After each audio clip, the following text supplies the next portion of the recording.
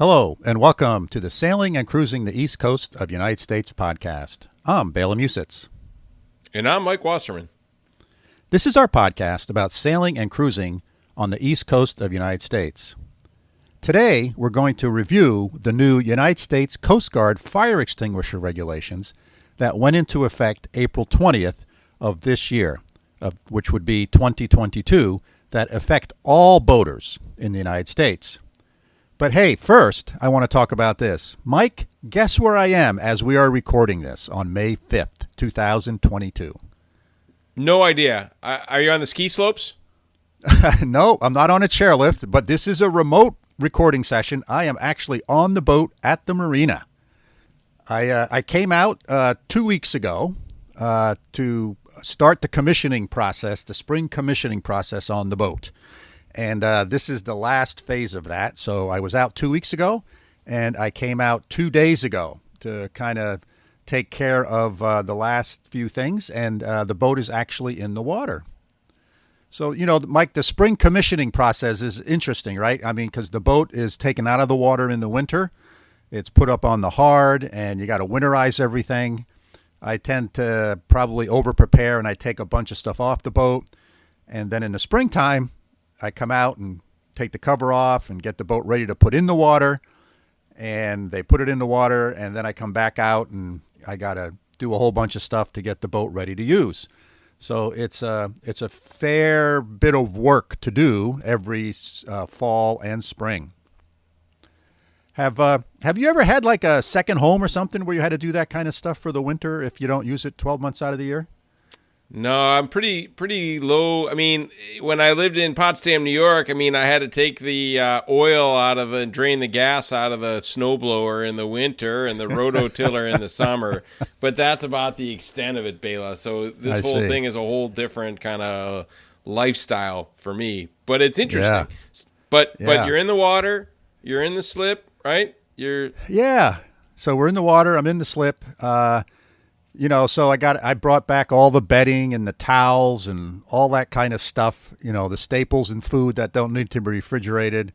That's just because we turn the refrigerators off when we leave the boat, even during the summer. Brought some food to eat. But I will tell you, it's still May here in the Northeast, and that it does not mean summertime. It's been cold the last couple of nights. Every night I've been here, it's been like 50 degrees, which is a bit chilly. So it's sort of like camping. I have a sleeping bag that I sleep in with my long johns on to stay nice and warm. And I actually have an electric space heater that we brought. You know, the boat does have air conditioning on it and heat. So it's basically a heat pump. It can either heat or cool. But I find that it's noisy. So to try to sleep. So we just bought a little space heater that's nice and quiet. It's got a thermostat on it. I think it was like $40 from Amazon, and it works great because the boat's a pretty small confined space, right? So that's I've been using that, and that works quite nice. And you're on shore power, right? So the electricity doesn't really matter, right? That's right. If you're using your batteries, you probably would make a different choice, right? Right.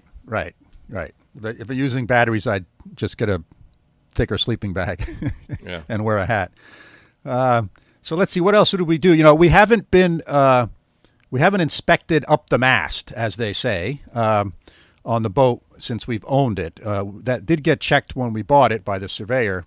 So on 2 days ago, Andy came over. He had a day off, and we hoisted him up the mast. Now that's Bela, that's a good son, right? I mean, no offense, but you're in great shape, but you're a little old to be climbing a mast, right? So it's nice that your son, who you invested a lot in over the years, was willing to be hauled up, right? What does that process look like? Yes, it was under the watchful eye of Kate, his spouse. But yeah, so there are, so both Andy and I and my other son, we rock climb, or at least indoor gym climb. So we know a little bit about harnesses and ropes and that kind of stuff. So it was very handy. So the mast has these things called halyards, which are the ropes that pull the sails up to the top of the mast. And so what we do is you take one of those halyards and you hook it up to a harness. And we have they make something called a bosun's chair. which is sort of much more comfortable than a climbing harness. It's got like it's as secure as a climbing harness, but it's got a nice comfortable seat in it that you sort of sit in, not just those straps that you have on a climbing harness. And then it's got like a lazy pockets boy with a hook on it. Yeah. Yeah, it's got pockets for tools and things like that. So we have one of those. So our procedure was Andy actually puts on his climbing harness. He hooks that up to one of the halyards. We take the bosun's chair, rig that up, and he hooks that up to a different halyard. So he's actually hanging by two ropes or two lines. And then I can haul him up on the winch, which is the same thing that you raise the sails with or, adjust your sails with. So these big round drums that you wrap the rope around, and it gives you a mechanical advantage. And actually, I have one electric winch on the boat. So I just push the button and it sort of raises him up. And then even better for a man of your maturity. Age. Right? Yes, maturity. Thank you. Very nice, Mike. So hoisted him up to the top, and he sort of inspected everything, make sure all the pins are looking good. There's no cracks in any of the cables or the stays. All of that stuff looked good. I know all the lights work at the top of the mast, but he checked all the electrical connections up there. And further down, about halfway down the mast, I have a deck light, which is a spotlight that you can turn on, and it basically illuminates all of the deck at night. So if you're out sailing at night and you need to see what you're doing, you can use that. And that light has not worked, and I didn't know if it was an electrical problem or if the bulb was burned out. So Andy took a meter with him and checked that connection out, and it turns out the bulb's burned out. So I got to buy a new bulb. So we got that debugged. So as I told him, we'll have to go back up the mast to install the new bulb, but that's only about halfway up. And also the boat has a place for a spinnaker. And what they do when they rig boats is oftentimes they put what are called messenger lines in, which is a very kind of small line that goes all the places where various different other lines are supposed to go up through the mast, whether they be electrical wires or other things. So if you need to pull a line through the mast, that's how you do it with this messenger line. And so there was a messenger line in there for a spinnaker halyard. And I got a spinnaker halyard, and we threaded that through the mast using the messenger line. So I got that done as well. So that was all good. We got the rig checked. We got the spinnaker halyard installed, and we got the deck light. At least we know what to buy now, and we'll get that replaced. So that was really very good. I'm glad he did that, and it was real comfortable hoisting him up and down, and he felt comfortable. So now that we've done that once, next time, will be a much easier thing to do. Way less stressful. Agreed. Yeah. So there were no surprises, right? Because there's only bad surprises, right? When you own a boat, there's no good surprises. Yeah, and when you're going up a mast, if you get a surprise, that's never a good surprise. Yeah. You don't want surprises. Yeah. One of the worst things that can happen is when you're out sailing and there's a failure in your mast, and the mast falls over, it'll sink your boat. I mean, that can be a real disaster. So you want to check all those things on a semi-regular basis. There's lots of debate on how frequently they should be changed and replaced and all those things. But, it was inspected 3 years ago when we bought the boat, and now Andy did a nice, thorough inspection. So I feel good about that. Cool. Let's see, spring commissioning. What else did I do? I replaced the engine raw water pump. So the way the engines are cooled on boats is they take seawater and they pump it through a heat exchanger, and then the engine has regular antifreeze, just like a regular car engine would. And there's a heat exchanger, and the seawater cools the antifreeze, which cools the engine. And there's a pump that's used to pump that seawater through, and there's a rubber impeller in that, and they say you should replace that periodically, again, depending upon what you read. Some people replace them every 6 months. Some people, replace them only when they fail. But the boat's now, mine's been in there. This will be its third season, and I took it out and looked at it. It was in really good shape, but I put a new one in there anyway. So I took care of that. And probably the thing that takes the most time, or at least clock time, not effort, is sort of flushing out all of the winterizing mixture that's in the water system, right? So, the boat has, 2 bathrooms, 3 sinks, including the kitchen sink, and 2 toilets, 3 big water tanks for holding water. When I take it out of the water in the winter, I I'll take all the water out of those, and I put antifreeze in there, and so none of the lines freeze. But you got to kind of flush all that stuff out. So that's sort of a iterative process to dilute that mixture and keep getting it diluted more and more. But I got that done as well. So checked over everything else, and all looks good.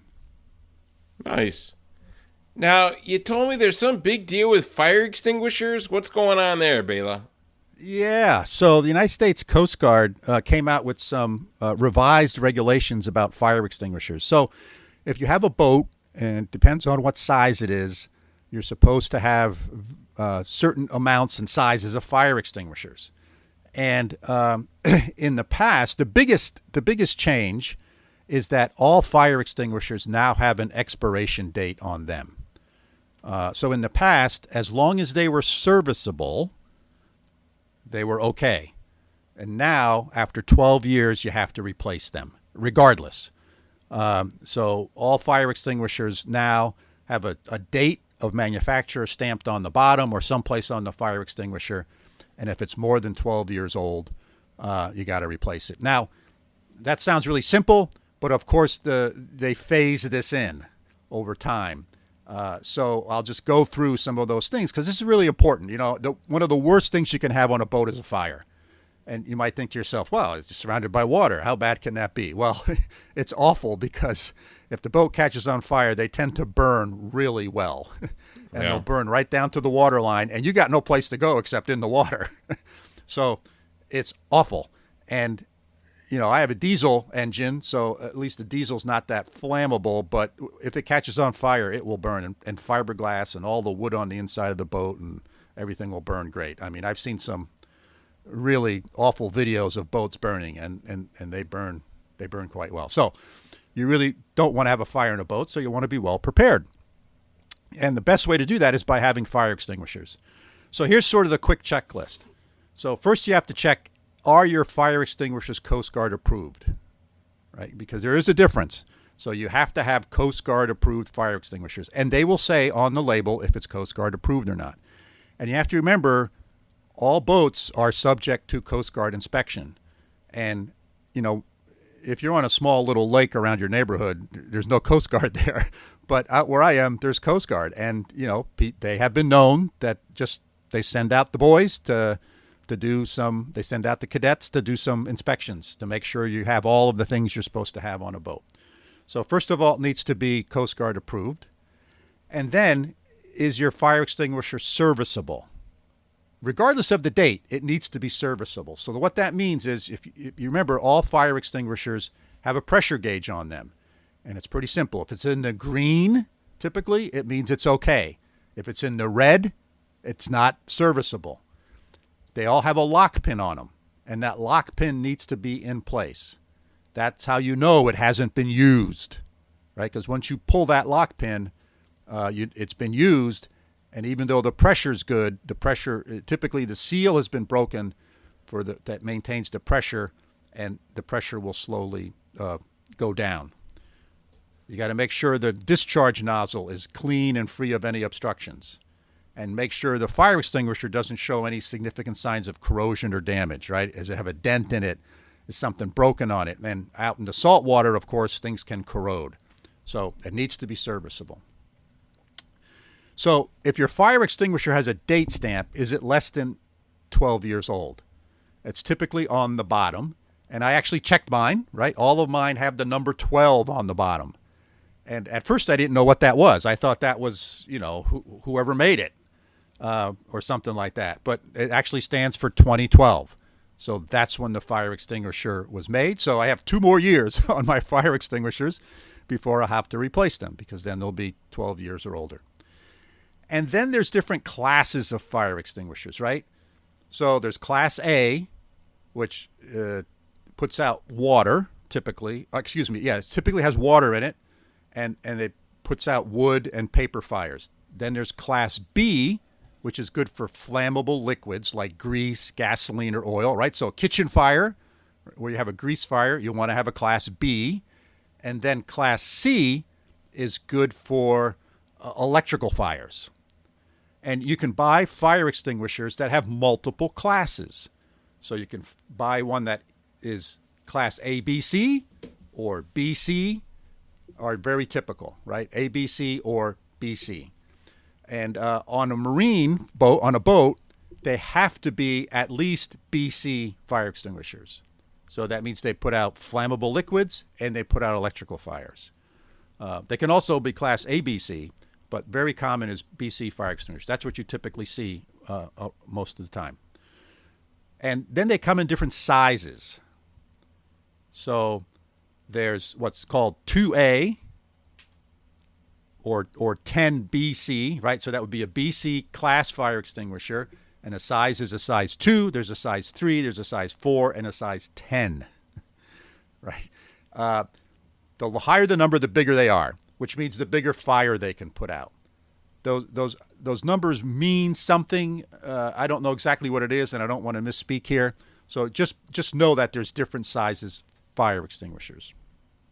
Now, interesting enough, in addition to these handheld fire extinguishers, Paradox, our boat, came with an automatic fire extinguisher system for the engine compartment, right? So it's got some type of halon gas in it, I believe, and it's got a heat sensor, just like a sprinkler system would in a building.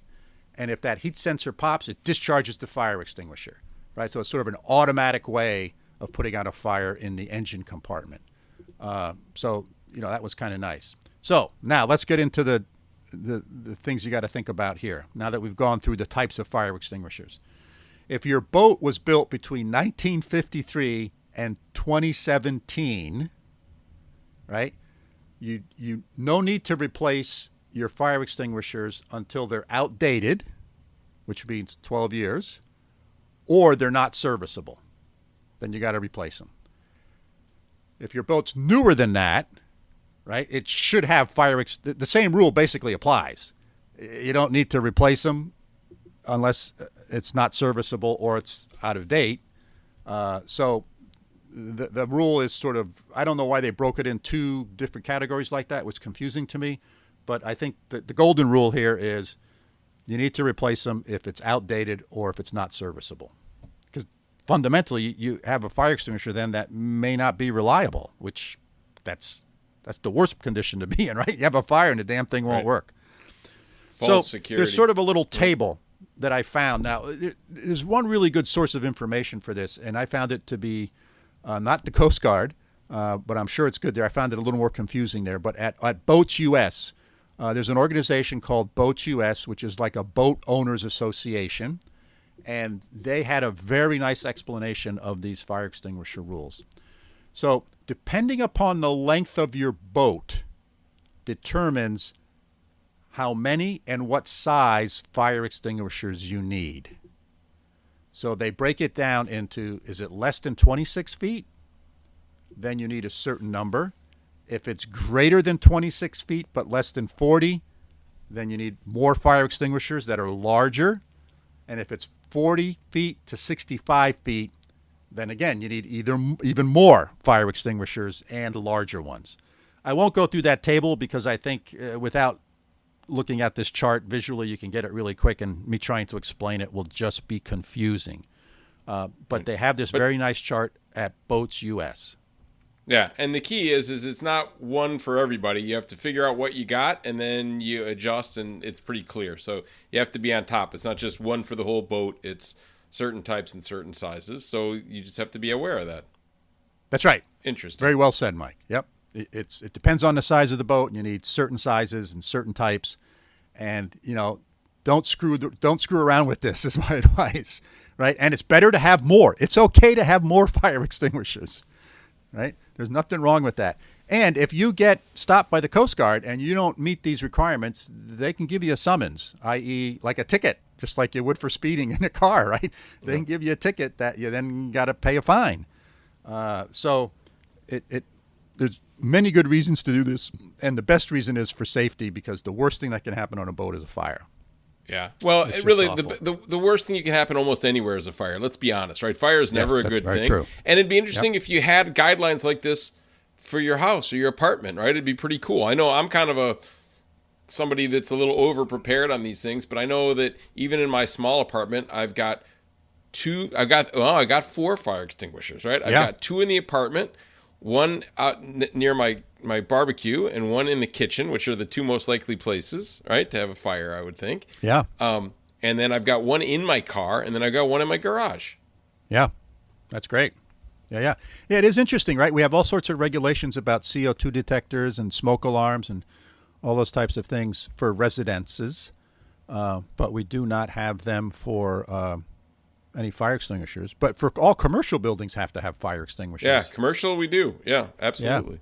But not for homes, which is interesting. Because you got to think, fire is a bad thing, but if you have the right tools, a lot of times you can take care of it yourself. If you don't have the right tools, or you put water on a grease fire or something like that, you're in big trouble. So yeah, that's interesting. Right. Yeah. And again, make sure they're Coast Guard approved, right? And I think the difference between sort of one that is Coast Guard approved and what's not Coast Guard approved is sort of the components they use and how corrosion resistant they are. Yeah. Because on a boat, if it's made out of not good stuff, it's going to rust and corrode. Yep. So they have to be U.S. Coast Guard approved. A rusted out fire extinguisher is not a good thing. A rusted out anything under pressure, right, is not a good thing. That's right. That's right. So I think that's all I had on my list. Hopefully that was helpful. I'll put a link in the show notes, of course, to this Boats US site that has a nice chart and table in it and goes through the explanation that you can read.